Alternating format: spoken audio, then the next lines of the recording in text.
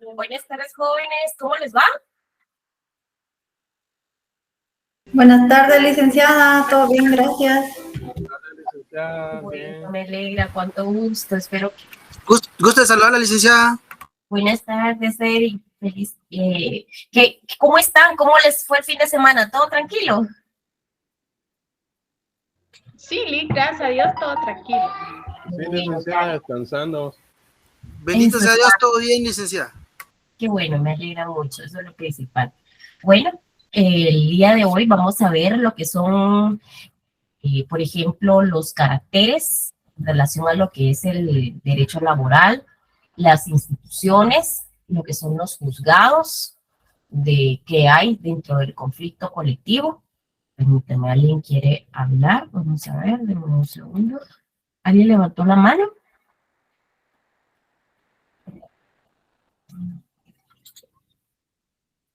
¿No? Ok. Bueno, entonces, qué gusto, la verdad, poder estar nuevamente aquí con ustedes y poder llevar nuestra clase con mucha satisfacción, ¿verdad? En relación a cada día poder aprender más. De eso se trata. Vamos a ver. Vamos a iniciar. Déjenme ver un momento.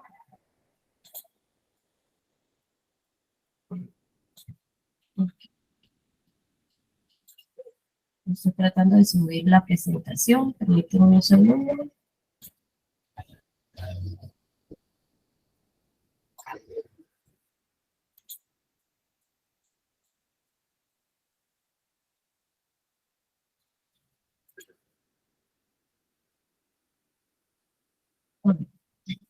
En relación a lo que son las instituciones, ¿alguien tiene una idea que entendemos por la palabra institución? ¿Quién podrá tener un concepto? Por ejemplo, si nos dicen, en el examen, o alguien tiene alguna idea, o le preguntan en su examen, a ver, dígame, ¿qué es una institución del derecho colectivo del trabajo? ¿Qué cree usted o qué entiende? ¿O cómo podría dar un concepto? No una definición, sino que un concepto.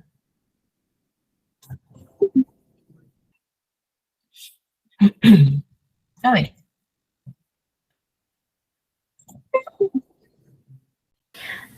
Licenciada, yo digo que es el conjunto de normas y principios que regulan la actividad, el derecho del trabajo para colectivos de trabajadores y también colectivos de patronos. Ok, muy bien. Licenciada, podría también indicarse como la forma de organización colectiva y también que integran la normalización colectiva existente, en este caso para Guatemala, Sí, y también una forma de expresarse de manera colectiva.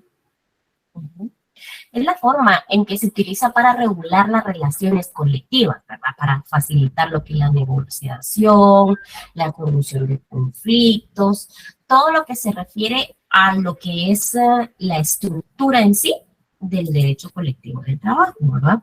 Y aquí pusimos, por ejemplo, que las instituciones de derecho colectivo de trabajo conforman el contenido de esta área sustantiva del derecho de trabajo, que se dividen en las siguientes formas. Forma de organización colectiva, que se origina en la convención colectiva, la forma de normación colectiva y la forma de expresión colectiva, ¿verdad? Esa es la forma prácticamente que podemos interpretar las instituciones del derecho de trabajo. Si hablamos, por ejemplo, aquí entre algo ya más profundo en las instituciones de derecho colectivo de trabajo, por ejemplo, hablamos de la libertad de coalición. Es el fundamento de derecho colectivo de trabajo, significa la posibilidad de derecho de unirse temporalmente en defensa de intereses comunes. La asociación profesional, las instituciones de la representación, organización permanente de los trabajadores patronos en defensa de sus intereses, y el contrato colectivo de trabajo es el que se celebra entre uno o varios sindicatos de trabajadores y uno o varios patronos, o varios sindicatos de patronos por virtud del cual el sindicato o sindicatos de trabajadores se comprometen bajo su responsabilidad a que alguno o todos sus miembros ejecuten labores determinadas mediante una remuneración que debe de ser ajustada individualmente para cada uno de estos y percibida en la misma forma. El Pacto Colectivo de Condiciones de Trabajo, que es el que regula las relaciones entre las asociaciones profesionales de trabajadores, patronos, y fija las condiciones generales de prestación de los servicios, y los conflictos colectivos de trabajo, que regula los sistemas del procedimiento que se pueden seguir para resolver los conflictos surgidos de la reglamentación colectiva de las condiciones de trabajo. Solo una pregunta, saliéndonos un poquito del contexto. Para los que ya estuvieron conmigo el semestre nosotros tenemos que conocer nuestro código de trabajo. Estamos viendo lo que es el derecho colectivo, pero es muy importante que nosotros conozcamos lo que es nuestro código. Pregunto, es una pregunta abierta, para quien quiera me la pueda contestar. ¿Cuándo se publicó nuestro código de trabajo?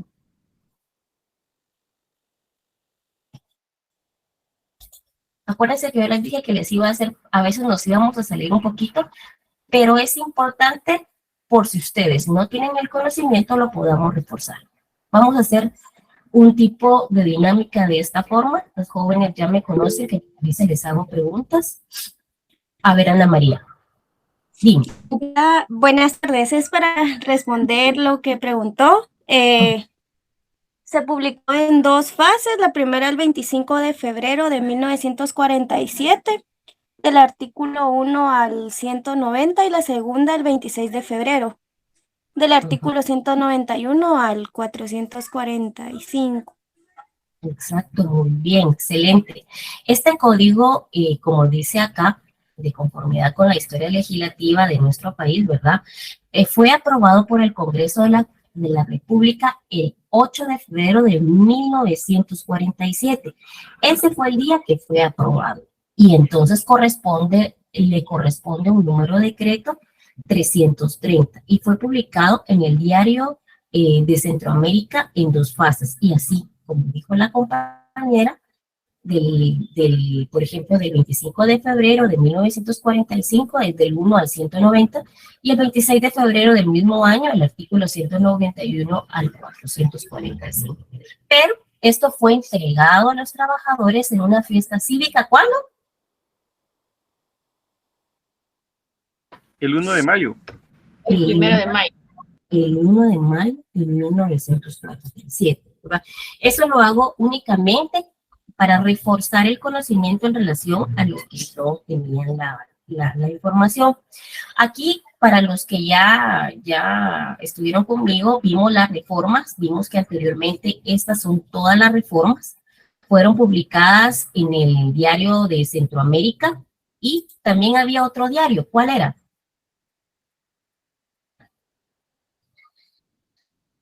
El guatemalteco. El guatemalteco.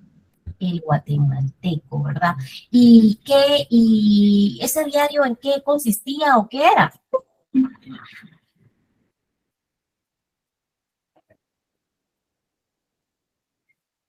¿Recuerdan? Era el diario oficial del gobierno. Muy bien, excelente.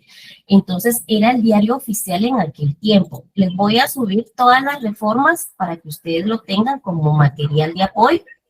Aquí están, por ejemplo, todas las reformas: 526, publicado el 15 de julio, el decreto 623, el 27 de mayo, por ejemplo. Vamos a ver. Está lo que es el decreto 915, publicado el 4 de noviembre, el decreto 216, publicado el 2 de febrero. Vamos a ver qué más. También el 570, publicado el 28 de febrero. Está también lo que es el decreto 45 y 57, publicado el decreto 17 de junio y 3 de julio del año 1963, número 1618, publicado el 18 de octubre, y así sucesivamente. Coloqué un pequeño listado de decretos donde fueron reformados poco a poco. Es básicamente para que ustedes tengan un poco de aporte, ¿verdad? A su conocimiento, aunque creo que esto ustedes ya lo manejan. Y así como dijo pues, nuestro compañero Diego, el Guatemalteco era un periódico que surgió durante el gobierno general de Justo Rufino Barrios en 1873 y se mantuvo como diario oficial hasta 1972 y se fusionó con el Diario de Centroamérica, ¿sí? Así fue como inició, ¿publicado qué? ¿Publicaba qué?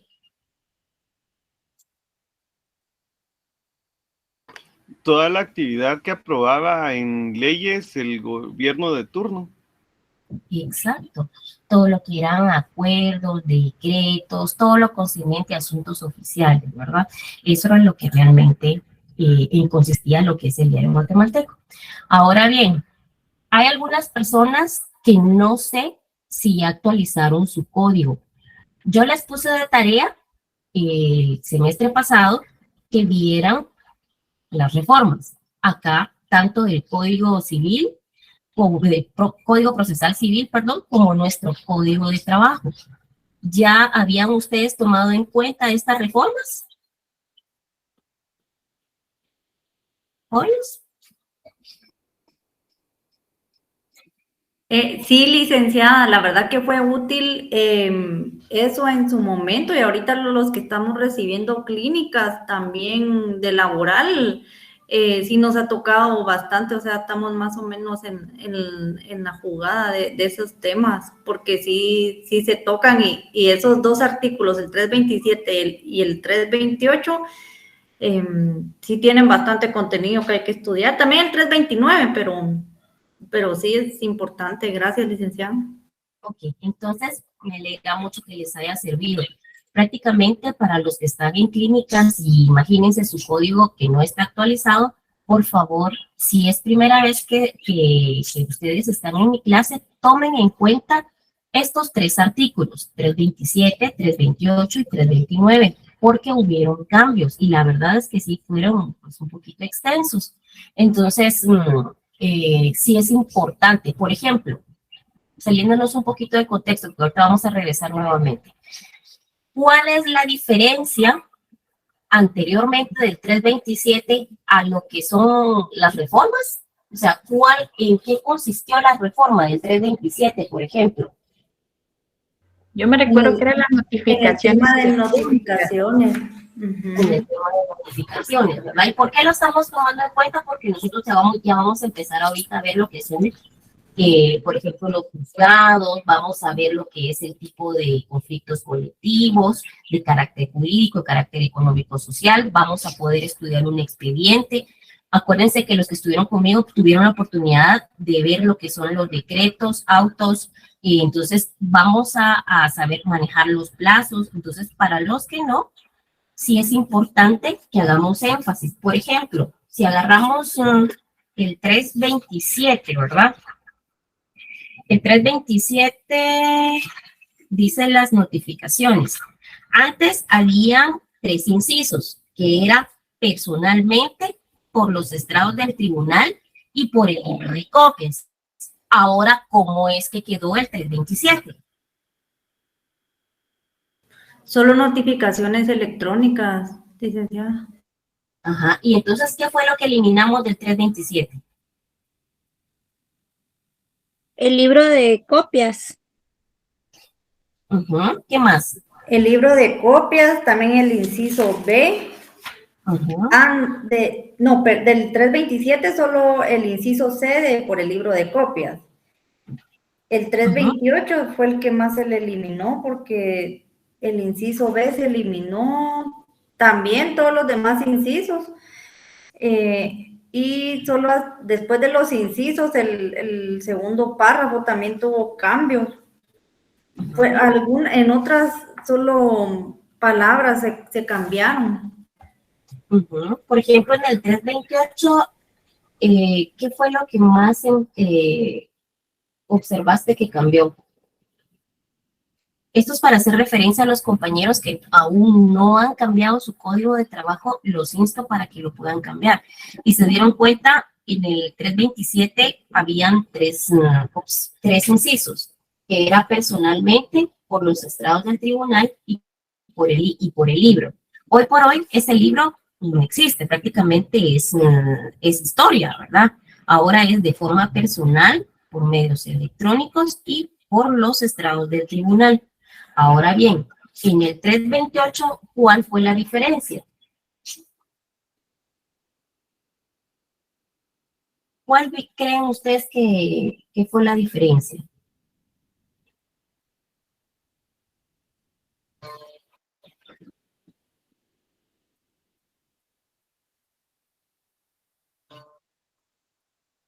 ¿Cuál es?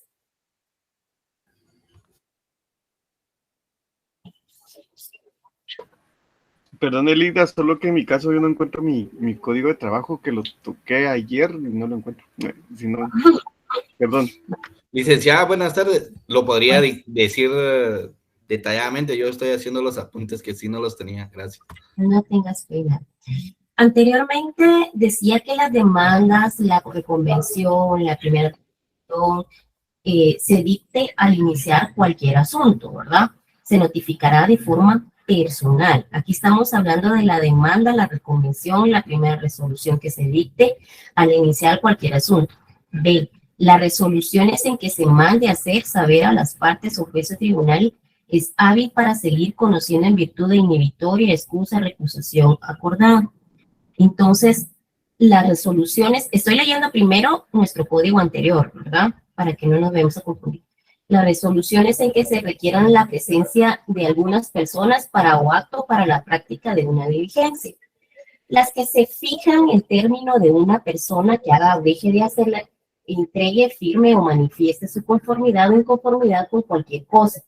Las resoluciones en que se acuerde hacer un apercibimiento y las que se haga efectivo las que contengan día de hora para la vista, los autos, las sentencias, los autos para mejor proveer, las resoluciones que se otorgue o deniegue un recurso, las notificaciones no pueden ser renunciadas. Al hacer cualquier notificación que se refiere al artículo anterior, se entrará copia de la solicitud con la transcripción de la resolución en ella dicta, o solo la resolución cuando no haya recaído una solicitud, identificando en todo caso el expediente respectivo. Bueno, ahora, por ejemplo, el 328, les pregunto, primero, les voy a decir primero, vamos a ver, se notificará personalmente la demanda. Acuérdense que estamos hablando de la primera resolución, ¿verdad? La reconvención, la primera resolución que dicta al iniciarse cualquier asunto, todas las notificaciones personales que se practiquen a más tardar dentro del término de 6 días hábiles, contando a partir del día siguiente de dictada la resolución que se trate. El incumplimiento de estas disposiciones dará lugar a la sanción que corresponda según la norma disciplinarias. Se hará constar el mismo día que haga y expresará la fecha, la hora y lugar en que se fue hecha e irá firmada por el notificado, pero si éste se negare a suscribir el notificador, dará fe de ello y la notificación será válida. Para hacer las notificaciones personales, el notificador o un notario designado por el juez o cosa solicitante y cuyo nombramiento recae perfectamente en el propuesto por el interesado, irá a la casa que haya indicado y en su defecto a la residencia conocida o el lugar donde habitualmente se encuentre, si no hallare la persona que deberá ser notificada, hará la notificación por medio de cédula que entregará a los familiares, trabajadores domésticos o a cualquier otra persona que viva en la casa. Y si se negara a recibirla, el notificador fijará en la puerta de la casa, expresará al pie de la cédula la fecha, hora y entrega, y pondrá en el expediente la razón de haber notificado en esa forma. También podrá hacerse las notificaciones entregándose en las propias manos a los destinatarios, donde quiera que se le encuentren dentro de la jurisdicción del tribunal, la copia de la solicitud y la resolución o solo copia de esta.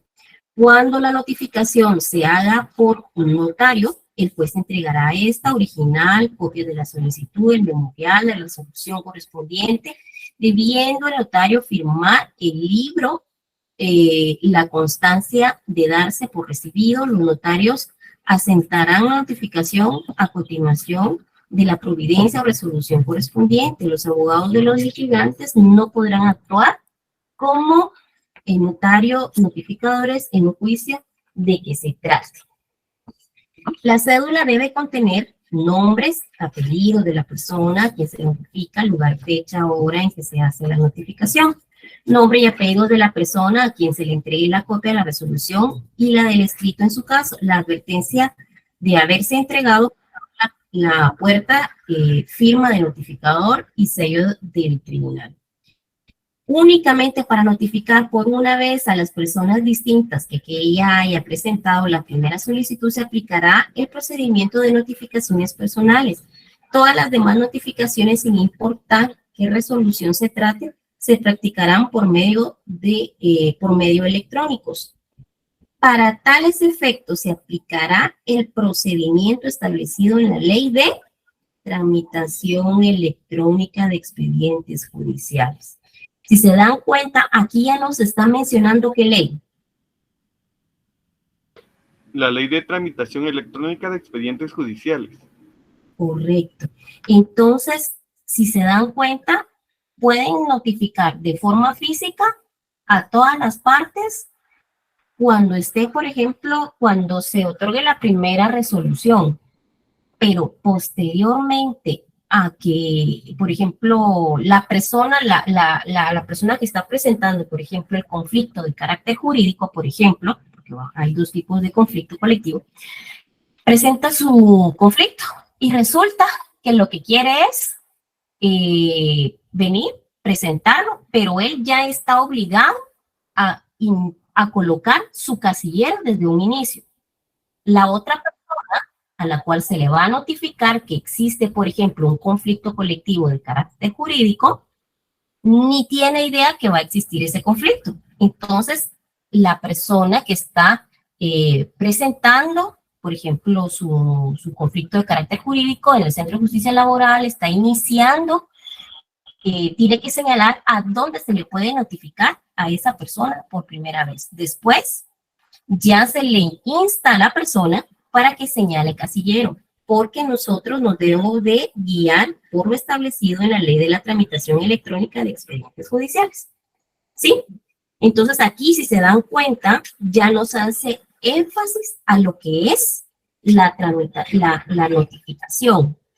Nos enseña el 328, el contenido de una cédula, cuando se notifica por primera vez, que es donde dice únicamente para notificar por primera vez, ¿sí?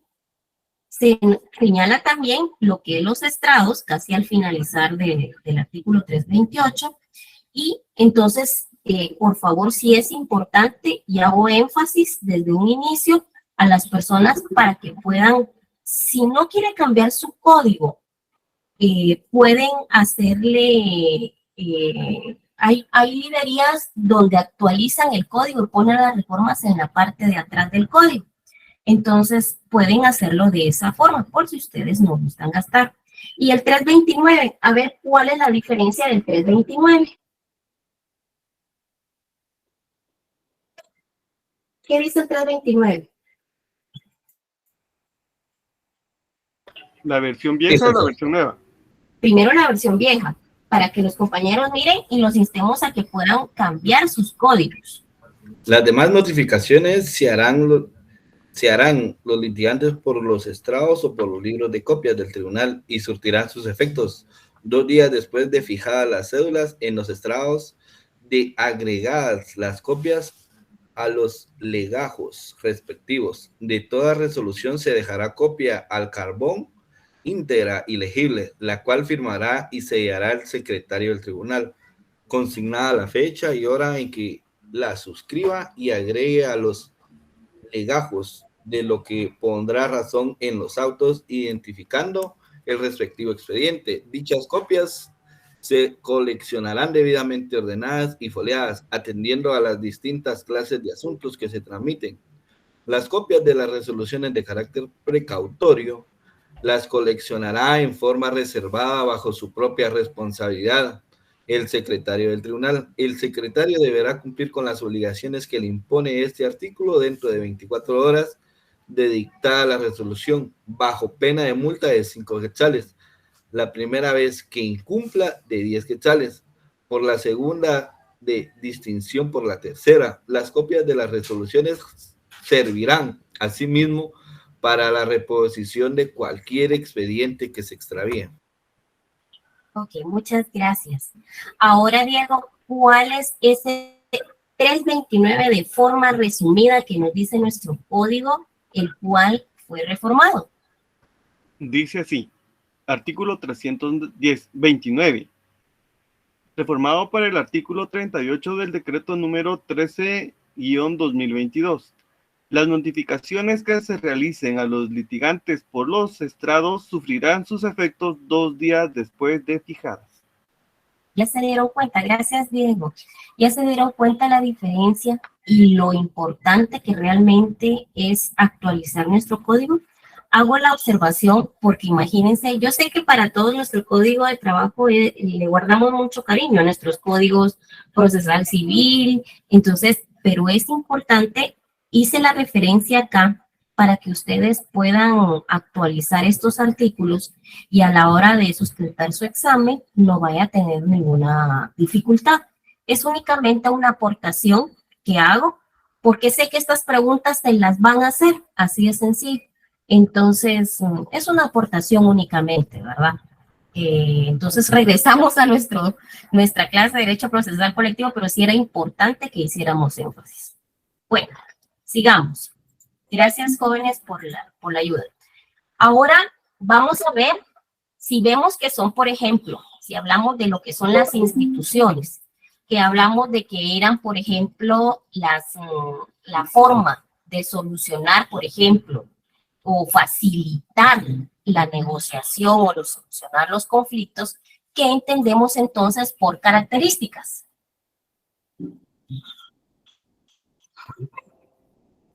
¿Qué entendemos por características? O los caracteres.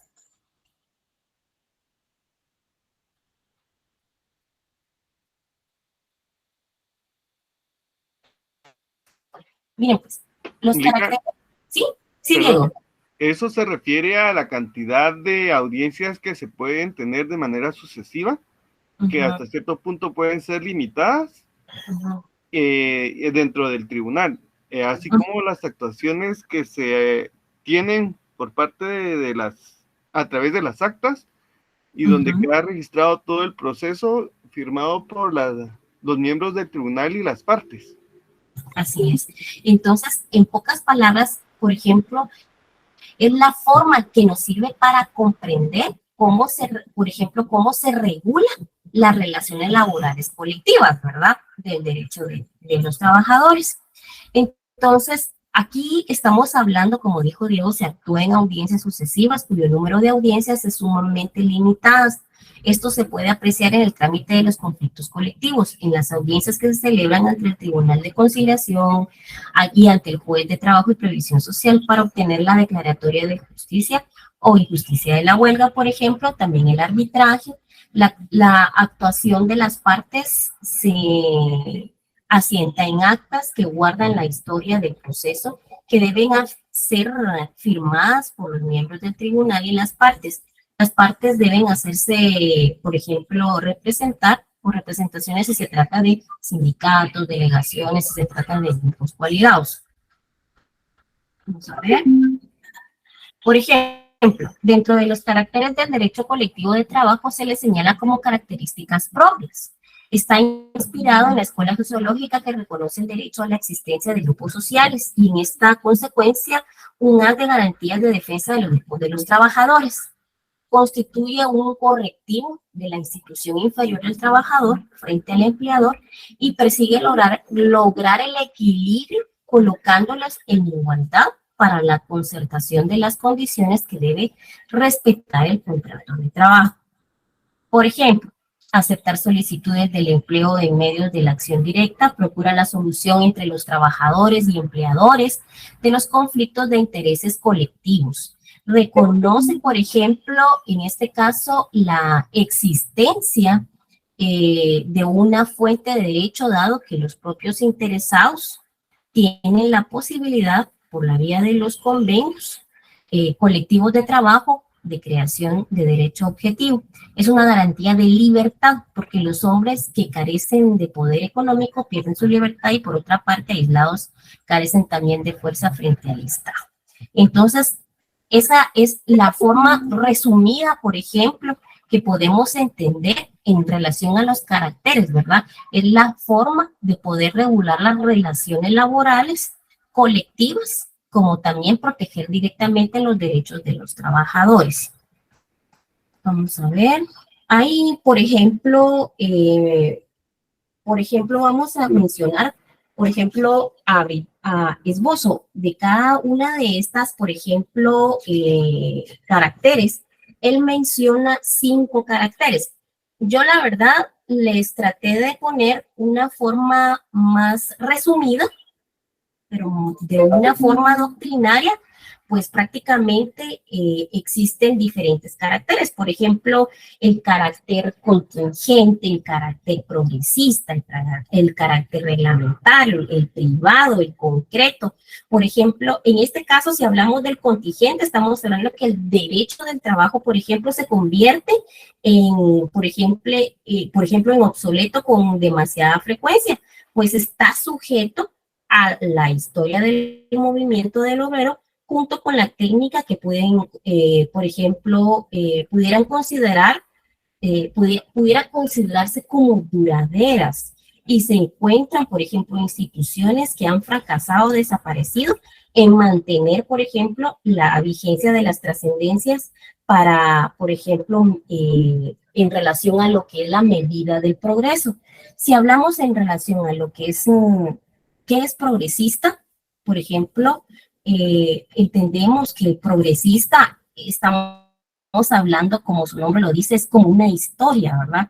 Que va de una forma lenta, pero constante. Entonces, si hablamos, por ejemplo, de un carácter reglamentario, pues podemos analizar lo que viene en relación a los orígenes de la administración del trabajo, ¿verdad? Con lo que se redujo el control de la seguridad, higiene, y solo se ocupó de formar reglamentos en aquellas profesiones que, por ejemplo, resultaran afectadas. Pero para evitar ser un poco complicado poder identificar cada carácter, entonces lo traté de colocar de esta forma resumida para una mejor comprensión, un mejor manejo del mismo, ¿verdad? Para poder entender, hacer la diferencia, por ejemplo, entre lo que es un carácter, por ejemplo. Ahora, si yo les pregunto a ustedes cuál es la diferencia entre un carácter o una institución, me lo podrían contestar, ¿verdad? Por ejemplo, ¿cuál es la diferencia entre un carácter y una institución? ¿Cuál es la diferencia entre uno y otro?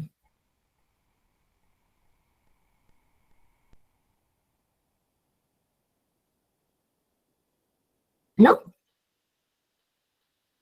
Por ejemplo, si hablamos que las instituciones, por ejemplo, el derecho colectivo laboral de trabajo, por ejemplo, regula las relaciones que se dan entre patronos y trabajadores para la negociación o la solución de los conflictos, estamos hablando de convenios colectivos, mediación, coalición, sindicatos, ¿verdad?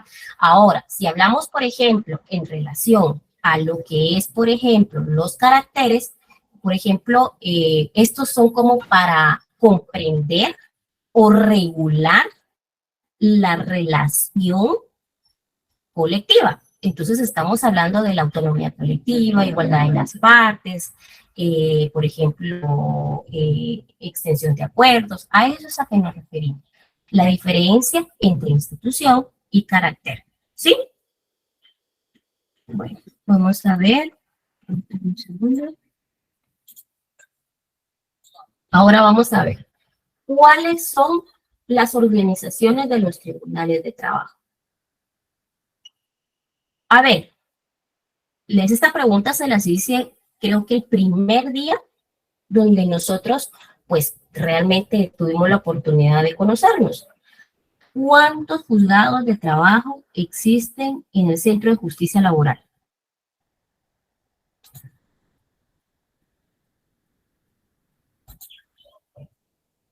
Quince. Juzgados. 15. Muy bien, Héctor. Muy bien. Muy bien, excelente. Excelente, Kimberly. Marcos, muy bien. Muy bien. Entonces, ¿y cuántas salas existen? 4. Y una Mazate. Exacto, excelente. Entonces, nosotros podemos hablar, por ejemplo, de la organización de los tribunales de trabajo. Los tribunales de trabajo en materia procesal colectiva se organizan, en primer lugar, lo conforman los juzgados de trabajo y previsión social, que ya hablamos que son 15. Los encargados de conocer en primer grado el trámite de los asuntos de naturaleza colectiva. Y en segundo grado, estamos hablando, cuando hablamos en segundo grado, hablamos, por ejemplo, de las salas de la Corte de Apelaciones de Trabajo y Previsión Social, los cuales conocen en segunda instancia. Vamos al artículo 284. ¿Qué dice el artículo 284?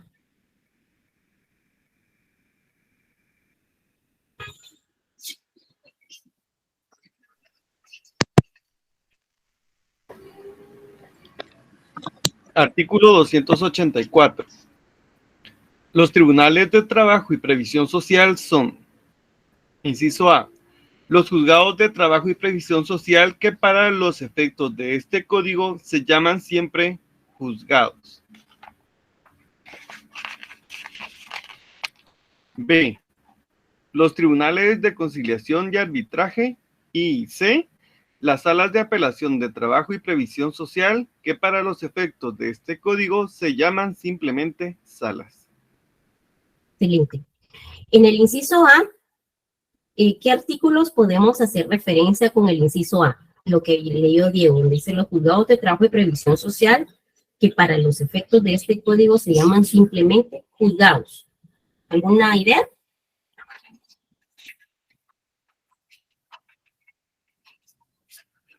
¿No?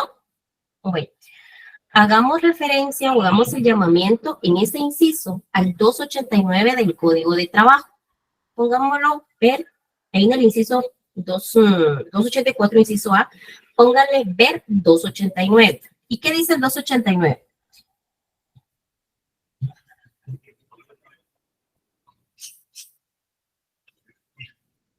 $289. Los juzgados están a cargo de un juez que debe ser abogado de los tribunales de la República, de preferencia especializado en asuntos de trabajo, nombrado y removido por la Corte Suprema de Justicia, por las mismas causas que procede la remoción de los jueces de primera instancia. Los jueces de trabajo y previsión social deben tener los requisitos que la ley exige para ser juez de primera instancia y gozan de las mismas preeminencias e inmunidades de aquellos. Los juzgados de trabajo y previsión social están constituidos además con un secretario que debe ser de preferencia abogado de los tribunales de la República o estudiante de derecho y los notificadores y escribientes que sean necesarios. Gracias, Karen. Y como estamos en derecho colectivo de trabajo, vamos a agregarle a ese inciso A, por ejemplo, B o leer, como ustedes quieran, 292 del Código de Trabajo. Aquí ya viene la competencia de los juzgados. ¿Alguien lo puede leer?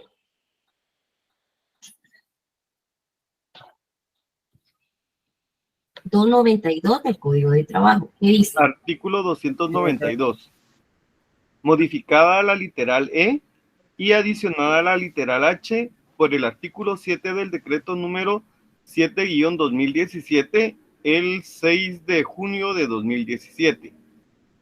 Los juzgados de trabajo conocen en primera instancia, dentro de sus respectivas jurisdicciones, inciso A, de todas las diferencias o conflictos individuales o colectivos de carácter jurídico que surjan entre patronos y trabajadores, solo entre aquellos o solo entre estos, derivados de la aplicación de las leyes y reglamentos del trabajo o de contrato de trabajo o de hechos íntimamente relacionados con él. Inciso B. de todos los conflictos colectivos de carácter económico, una vez que se constituyan en tribunales de arbitraje, de acuerdo con las disposiciones del capítulo 3 de este título. Ok, espérame un segundo, Diego. Ahora si yo les pregunto, vas a continuar, pero dame un segundo.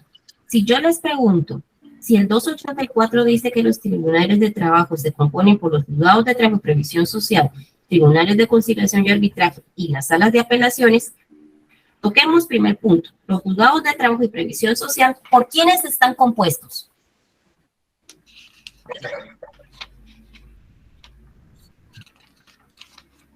Lo acabamos de leer. ¿Tribunales de arbitraje también?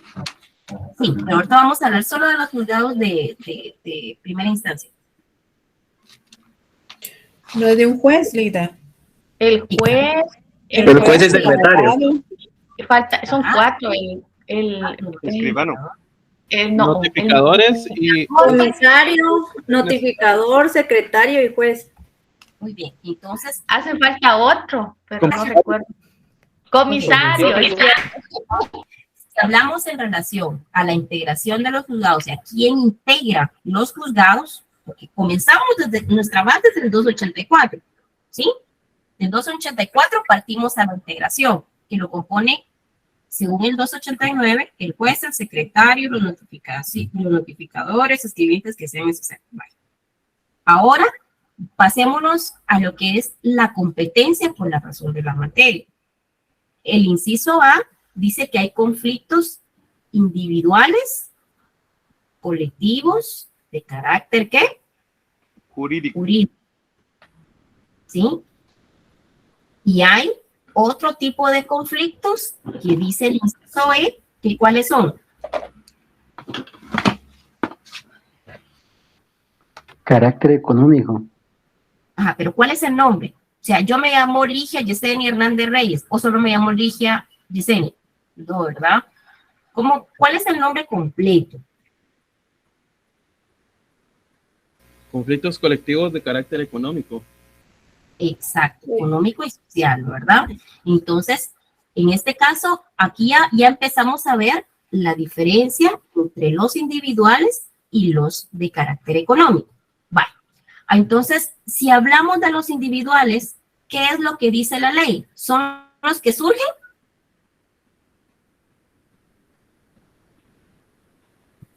Entre patronos y trabajadores. Patronos y trabajadores, licenciada. Ajá. Pero sí, ambos entre patronos y trabajadores, pero ¿cuál es esa característica? ¿Derivados? Están derivados de las leyes y reglamentos de trabajo, o del contrato de trabajo, o de hechos íntimamente relacionados con él. Muy bien. Entonces estamos hablando que aquí hay una característica, que están derivados, o sea, que, por ejemplo, que surgió ese conflicto individual de carácter jurídico. En pocas palabras, ¿cómo podría resumir? ¿Por qué surgió? ¿O de dónde surgió? De las leyes y reglamentos. De las leyes y reglamentos ya existentes, ¿verdad? De las leyes y reglamentos. Y después vamos a ver con lo que es los conflictos colectivos de carácter económico-social. Pero en los conflictos individuales estamos hablando que surgen de lo ya existente. Estamos hablando de los reglamentos de trabajo, del contrato de trabajo, de lo que es íntimamente relacionado con él, lo que ya está, ¿sí? A eso es a lo que nos estamos refiriendo con lo que es el conflicto de carácter jurídico. Bueno. Ahora, en relación a lo que es, por ejemplo, los conflictos colectivos de carácter económico-social, una vez que se constituyen en tribunales de arbitraje de acuerdo a las disposiciones del capítulo 3 de este título.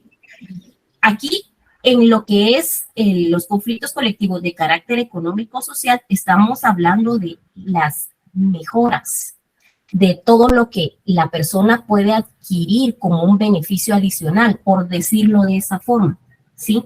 Entonces, vamos a ir viendo poco a poco cuál es en sí directamente el económico-social, pero me es importante que se pueda hacer valer o saber diferenciar entre el individual de carácter jurídico y el conflicto colectivo de carácter económico-social, ¿sí? Puedes continuar, Diego, si eres tan amable. Tienen también facultad de arreglar, en definitiva, los mismos conflictos, una vez que se constituyan en tribunales de conciliación, conforme a las referidas disposiciones. Inciso C. De todos los juicios que se entablan para obtener la disolución judicial de las organizaciones sindicales y de los conflictos que entre ellas surjan. Inciso D. De todas las cuestiones de carácter contencioso que surjan con motivo de la aplicación de las leyes o disposiciones de seguridad social, una vez que la Junta Directiva del Instituto Guatemalteco de Seguridad Social hagan el pronunciamiento que corresponda. Inciso E. De los procesos contenciosos administrativos de trabajo y previsión social que se interpongan contra las resoluciones que imponen sanciones por parte de la Inspección General de Trabajo por el incumplimiento de la normativa laboral o por la obstrucción a la tarea de inspección, conforme a los artículos 269 al 272 del Código de Trabajo, previo agotamiento del recurso de revocatoria ante la autoridad administrativa competente. Inciso F. De todas las cuestiones de trabajo cuya cuantía exceda de 100 quetzales. Para determinar la cuantía, se estará al total de lo reclamado en un mismo juicio, aun cuando se trate de varias prestaciones, sin tomar en consideración para este efecto el monto de los salarios caídos. Y, inciso G, de todos los demás asuntos que determina la ley. Ok. H, perdón. Sí. Inciso H, de las acciones motivadas por la Inspección General de Trabajo por el incumplimiento a sus resoluciones que imponen sanciones y procuran subsanar las conductas que dieron lugar a la sanción. Ok. Gracias, Diego. A ese artículo, entonces ya vimos los juzgados de trabajo y previsión social. Entonces, estamos hablando, la integración, ya la vimos. Integración, fundamento, ¿quién integran los juzgados? ¿Jóvenes? En el 289, que estaba el juez y el secretario. Ok. Vamos entonces a la competencia. Aquí ya empieza la división. Aquí hay dos tipos de conflictos colectivos. ¿Cuáles son? Individuales. Colectivo de carácter económico. Exacto. Muy bien. Muy bien. Ahora agreguémosle otro punto adicional a ese 284, inciso A. Vámonos al artículo 62 de la Ley del Organismo Judicial. ¿Y qué dice?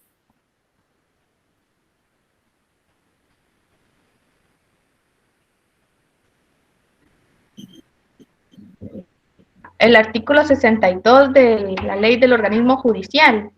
¿Sí? Es competencia. Los tribunales solo podrán ejercer su potestad en los negocios y dentro de la materia y el territorio que se les hubiese asignado, lo cual no impide que en los asuntos que conozcan puedan dictar providencias que hayan de llevarse a efecto en otro territorio. Muy bien, entonces aquí ya vimos la integración, vimos lo que es la competencia por razón de la materia, ¿verdad? Y fundamentamos también directamente en la Ley del Organismo Judicial. Vamos con el inciso B, los tribunales de conciliación y arbitraje. Licenciada, perdone, ¿qué artículo dijo de la Ley del Organismo Judicial? 62.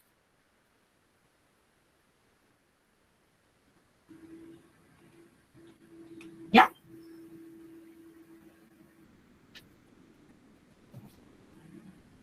Licenciada, solo una consulta. El 292 era entonces un llamamiento para el inciso A. Gracias. Es que yo lo había colocado en el inciso B. Gracias, licenciada. Ahorita vamos a empezar con el B. Lo que pasa es que los juzgados de trabajo son los que conocen tanto los conflictos colectivos de carácter económico, social como jurídico, pero ahí vamos a ver más adelante esa división. Ahorita estamos viendo al principio, por ejemplo, cuando ya conforman, por ejemplo, el secretario, los juzgados, pues vamos a ver más adelante, el secretario, el juzgado, el juez, lo que es un tribunal, pero por eso quiero que hagamos la diferencia en que los juzgados de trabajo, de ahí nace lo que son los conflictos de carácter individual, colectivos de carácter jurídico, o los conflictos de carácter económico-social. Ahora, ¿qué son los tribunales de conciliación y arbitraje? ¿Cuáles son? ¿No? Vámonos ahí, podemos hacer el llamamiento al 293. Vámonos al 293 ahorita. ¿Qué dice? Perdón que les ponga a leer, pero es que tengo un poquito de dolor de gastritis, pero ustedes me van ayudando. ¿Qué dice el 293? Por favor. Dice, artículo 293. La finalidad esencial de los tribunales de conciliación y arbitraje es mantener un justo equilibrio entre los diversos factores de la producción, armonizando los derechos del capital y del trabajo. Cada tribunal se integra así. Inciso A. Un juez de trabajo y previsión social que lo preside. Inciso B. Un presidente titular y 3 suplentes de los trabajadores. Inciso C. Un representante titular y 3 suplentes de los empleadores. Los cargos son públicos y obligatorios. Por la naturaleza de sus funciones, el cargo de presidente es permanente, en tanto que los demás fungirán un año comprendido de enero a diciembre. Los suplentes serán llamados en el mismo orden de su elección o designación. Los representantes a que se refiere este artículo deben seguir cumpliendo las responsabilidades de sus cargos hasta que tomen posesión sus sustitutos. Sin embargo, podrán renunciar ante la Corte Suprema de Justicia si han cumplido ya su periodo. El secretario del juzgado cuyo juez preside el tribunal lo es a la vez de este también permanente. Solamente. Ok. Entonces, gracias. ¿Se dieron cuenta entonces que aquí hacemos énfasis al secretario, hacemos énfasis al juez?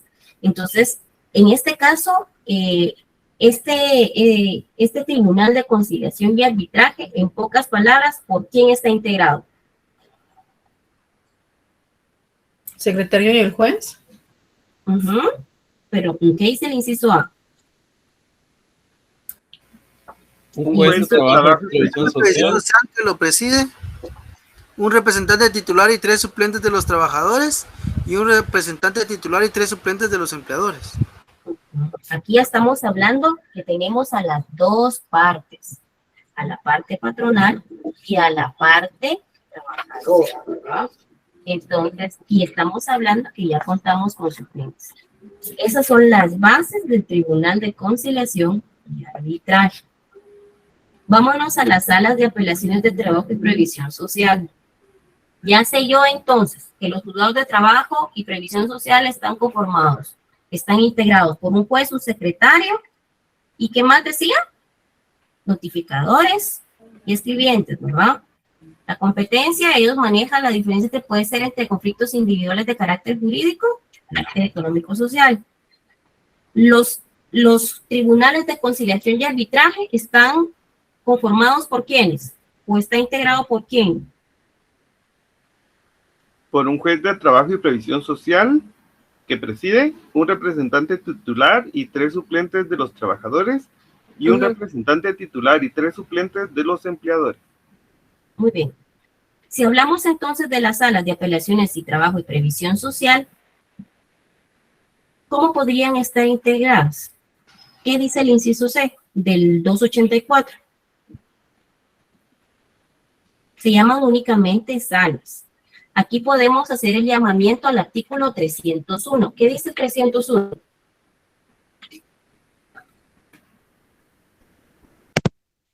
Artículo 300. Dichas salas están integradas por 3 magistrados propietarios y 3 suplentes por el Congreso, electos por el Congreso de la República, debiendo presidir el tribunal. El electo en primer término y correspondiendo la calidad de vocales primero y segundo a los otros 2 en el orden de su elección. Tendrán un secretario que debe ser abogado de los tribunales de la República o estudiante de Derecho, y los escribientes y notificadores que fueren necesarios. Ok, muy amable. Ahora ya vimos la integración de las salas. Ahora, ¿cuál es la competencia de las salas? Hagamos ahí el llamamiento al 303. ¿Qué dice?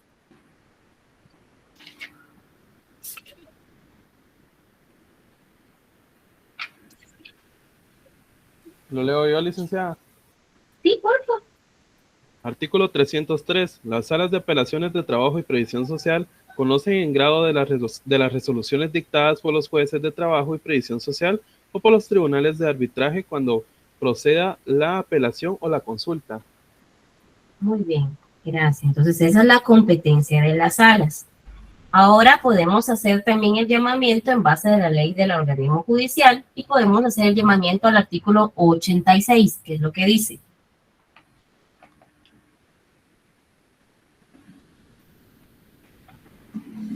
Artículo 86. Salas. La Corte de Apelaciones se integra con el número de salas que determine la Corte Suprema de Justicia, la cual fijará también la sede, materias de que conocerán y competencia territorial de cada una de las salas. Exacto. Muy bien. Entonces, ya conocimos lo que es el 284, la clasificación de los tribunales, juzgados de trabajo y previsión social, tribunales de conciliación y arbitraje y las salas de apelaciones de trabajo y previsión social, de lo que son simplemente llamadas salas, ¿verdad? Entonces, si yo en este momento les pregunto, ¿cómo está integrada una sala? ¿Quién me contestaría? Contemplaríamos por 3 magistrados propietarios, 3 suplentes, un secretario, escribientes y notificadores. Muy bien. En este caso, ¿cuál sería la competencia de la sala? El artículo 303. ¿Qué dice? La sala de apelaciones. Es conocer las apelaciones. Correcto. ¿Pero qué apelaciones? De trabajo y previsión social. ¿O por los tribunales? Los tribunales. De arbitraje. Exacto. Por ejemplo, el conflicto colectivo de carácter jurídico se tramitará igual que el conflicto de carácter económico-social.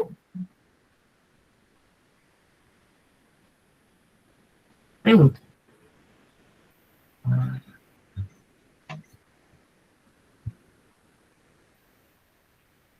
Respuesta, no, porque los conflictos jurídicos, los conflictos individuales o colectivos o de carácter jurídico se tramitan como que fuera un ordinario, un expediente ordinario. En cambio, lo que es el conflicto colectivo de carácter económico-social tiene otro tipo de requisitos. Entonces, en este caso, por eso es importante que hagamos la diferencia entre acá, por ejemplo, competencia de las salas, por los jueces de trabajo y previsión social o por los tribunales de arbitraje. Ahora sí ya comprendemos esa diferencia. Sí, Ligda, gracias. Sí, Ligda. Sí. En el conflicto, por ejemplo, de carácter jurídico, únicamente está el juez. En cambio, por ejemplo, ya hablamos en los tribunales de conciliación, arbitraje, estamos hablando que aquí, ¿quiénes la integran? ¿Quiénes la integran? Un juez de trabajo, un representante titular y 3 suplentes de los trabajadores, un representante titular y 3 suplentes de los empleadores. ¿Sí? ¿No? Sí, estamos. Ok, poco a poco vamos a ir pues, viendo la diferencia entre cada uno de ellos, ¿sí? En cambio, vamos a ver. Denme un segundo. Vamos a ver.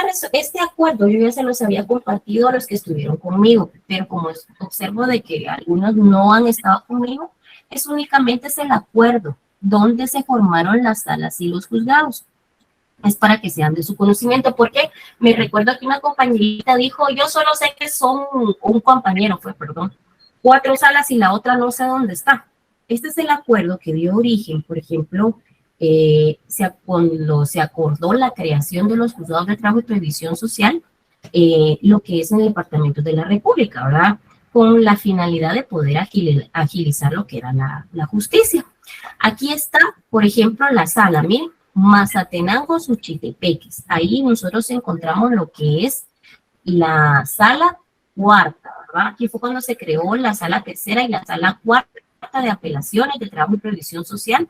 La primera dice con la sede en la capital. Si hablamos de la primera, estábamos hablando de la sala tercera. Y con la segunda, que es la cuarta, estamos hablando de lo que es Mazatenango, Suchitepeque, ¿verdad? Aquí está cada sala. Cada sala tiene, por ejemplo, a su cargo cierta cantidad de juzgados, cuarto, octavo, undécimo. Es cuando se crearon en aquel entonces este acuerdo, si se da cuenta, en el año 97, no eran pluripersonales, como hoy por hoy son. Por eso dice solamente de primera instancia de trabajo y previsión social. Pero estos juzgados siguen estando, por ejemplo, bajo la jurisdicción de la sala primera, por ejemplo. Solo que ahora estamos hablando de juzgados pluripersonales, ¿verdad? Aquí hablamos de la sala segunda, los juzgados que tienen a su cargo, la sala tercera, la sala primera y la sala quinta, ¿verdad? Entonces, ¿alguna duda en relación a esto? ¿No? No, Linda. Gracias. Ok. No, Linda. Ok, va. Vamos a dejarlo hoy hasta aquí. Les pido mil disculpas, pero tengo un terrible dolor de gastritis. Entonces, vamos a... Perdone, ¿puede repetir la diapositiva que está hasta arriba? Tú me dices cuál. Yo voy revisando y tú me dices cuál. Ya vamos. ¿La otra? ¿La otra? ¿La otra? ¿La anterior? Esa. Esa. Ahí estamos, licenciada. Gracias. No se preocupen porque al final les voy a compartir todo el material. Los jóvenes que han trabajado conmigo, pues ya saben, yo les comparto la información. Lo que trato únicamente es que estudiemos, porque si estudiamos va a ser mucho más fácil, no solo para el examen, sino para la vida. Así les va a costar menos lo que es estudiar o prepararse para su examen privado, ¿verdad? Bueno, les agradezco por su tiempo. Les espero el día miércoles. Gracias por su comprensión y les deseo una bonita tarde. Feliz tarde, jóvenes. Feliz tarde. Gracias. Feliz tarde. Feliz tarde. Feliz tarde.